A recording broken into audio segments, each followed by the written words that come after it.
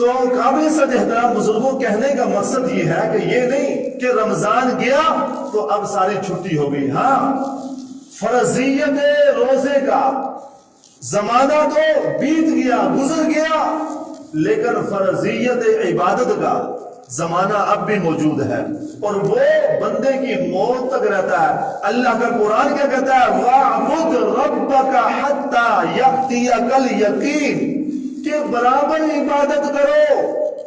وَاعْبُدْ، اللہ کی عبادت برابر کرتے رہو، حَتَّى، یہاں تک کہ يَأْتِيَكَ الْيَقِينُ، تمہیں موت آ جائے.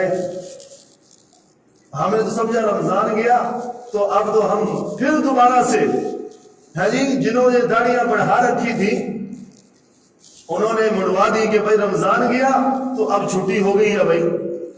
تو قابل صد احترام میں نے دیکھا ہے جی جو لوگ داڑھی منڈواتے ہیں تو وہ رمضان کے اندر جو ہے نا وہ چھوڑ دیتے ہیں تو عجیب سا جو ہے نا نقشہ ہوتا ہے اور پھر جو ہی رمضان گیا ایسی چیز نہیں ہے. میں یہاں پر یہ بات عرض کرتا چلوں کہ اگر کوئی بندہ، یہ تو ہم نے احادیث سن لی کہ جس نے روزے رکھے، نماز تراویح پڑھی، اللہ عید والے دن اس کو اس حال کے اندر واپس گھر بھیجتا ہے. یعنی اللہ کے نبی فرمایا کہ اللہ کہتے ہیں کہ لوٹ جاؤ کہ تم پاک اور صاف ہو گئے. اگر کوئی بندہ میرے سمیت یہ چیک کرنا چاہتا ہے کہ واقعتاً ہم بھی اس لسٹ کے اندر موجود ہیں تو بڑا آسان سا فارمولہ ہے، ہمیں اپنا محاسبہ کرنا چاہیے. سیدنا عمر فاروق رضی اللہ تعالیٰ عنہ فرماتے ہیں کہ حاسبوا انت قبل ان تحاسبوا، کہ اپنا محاسبہ کرو اس سے پہلے کہ اللہ تمہارا حساب لے. اپنا محاسبہ کیا کرو. تو ہم نے کیا کرنا ہے؟ اب ماہ شوال رمضان چلا گیا، ہم نے جو سلسلے کیے، اب میرے سمیت جو ہے ہم نے یہ محاسبہ کرنا ہے کہ بھائی کیا آیا کہ وہ عبادات قبول ہوئی کہ یہ نہیں. اس کی کوئی نشانیاں زیادہ علامات، کیونکہ بندے کہتے ہیں اللہ قبول کرنے والا ہے تو ہمیں کوئی علم نہیں چلتا کہ بھائی قبول ہوئی ہے کہ نہیں ہے. نہیں بھائی، یہ بندے کا ضمیر، اس کے اندر اطمینان قلب ہوتا ہے. اللہ نے یہ بہت بڑا مفتی ہے، یہ دنیا کے مفتی جو ہے نا کہ چاند نظر آیا یا نہیں آیا، یہ ہمارے سلسلے ہیں کہ یہ یہاں سے یہ ہے وہ ہے. تو لیکن یہ جو دل ہے نا، یقین جانے اللہ نے اس کے اندر خیر اور شر کی تمیز رکھی ہے.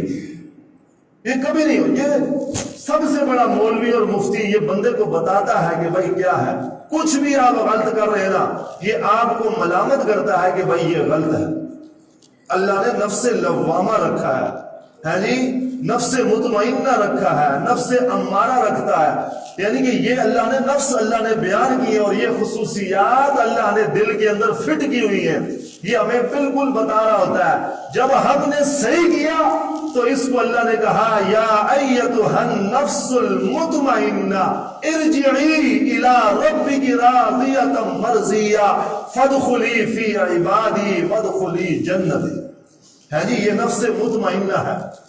یہ کیا ہمیں کیسے پتہ؟ ہم تو وضو کرتے ہیں تو سوچتے پتہ نہیں ہے کہ نہیں ہے، استنجا کرتے ہیں تو کہتے ہیں پتہ نہیں کیا جو ہے نا قطرے نکل کے ہوں گے، ہے یا نہیں ہے، کپڑے پاک ہیں کہ یہ نہیں ہے، فلاں ہے یا نہیں ہے. تو اس لیے کام ایسی بات نہیں ہے. یہ ایمان تو اس چیز کا نام ہے ہی نہیں ہے. تو طریقہ کیا ہے؟ تو وہ طریقہ یہ ہے، سب سے بڑی نشانی قبولیت کی کہ میرے روزے، میری نماز، میری عبادت، میرا صدقہ خیرات قبول ہوا ہے کہ نہیں. اس کی سب سے بڑی نشانی اور علامت یہ ہے کہ اگر آپ کو وہ عبادت، وہ نیک عمل، وہ نیکی، وہ نماز، وہ روزہ، وہ سلسلہ جو نیکی کا ہے وہ کرنے کے بعد آپ اس پہ استقامت سے قائم ہیں اور اس کے بعد بھی آپ کو وہ توفیق مل رہی ہے، آپ تسلسل سے وہ نیکیاں کرتے چلے جا رہے ہو، تو سمجھ لو کہ اللہ نے وہ عبادت آپ کی قبول کر لی ہے. یہ سب سے بڑی نشانی ہے. ایسی علامت ہے کہ آپ نے اگر ظہر کی نماز پڑھی ہے ایک تو نا مجبوری، لیکن آپ سستی اور کاہلی، کوئی شرعی عذر کے بغیر آپ کی اصل بھی جا رہی ہے، مغرب بھی جا رہی ہے، چین جائے کہ آپ نے رمضان میں کیا اور اس کے بعد کہا کہ اب چھٹی، رب کعبہ کی قسم ہے یہ سب سے بڑی علامت یہی ہے کہ بندہ رمضان کے بعد پھر ریورس گیئر لگا لے۔ اس سے بڑا عجیب انسان کون ہو سکتا ہے کہ بالکل اللہ سے معافی لے کر ہے جی سمجھتا یہ ہے کہ میں نے معافی لے لی، تو کم از کم اس معافی کے اوپر قائم تو رہتا، اہدنا الصراط المستقیم، یا اللہ ہمیں سیدھے راستے پہ استقامت دے۔ ان الذین قالوا ربنا اللہ، وہ لوگ کہ جنہوں نے کہا کہ ہمارا رب اللہ ہے، یہ تو میں بھی کہتا ہوں آپ بھی کہتے ہیں، لیکن نہ، ثم پھر اس پہ کیا ہوا، استقاموا، پھر ڈٹ گئے، ڈٹنا بھی ہے، ضروری ہے۔ تو اسی طرح عبادات کے اوپر بھی قائم۔ اب ہم نے محاسبہ کرنا ہے، دیکھنا ہے کیا ہم جیسے رمضان میں تلاوت، جیسے رمضان میں ہم نے نمازوں کا اہتمام کیا، قرآن کی تلاوت کا اہتمام کیا، کیا اب وہ سلسلہ کہیں ہم سے چھوٹ تو نہیں رہا؟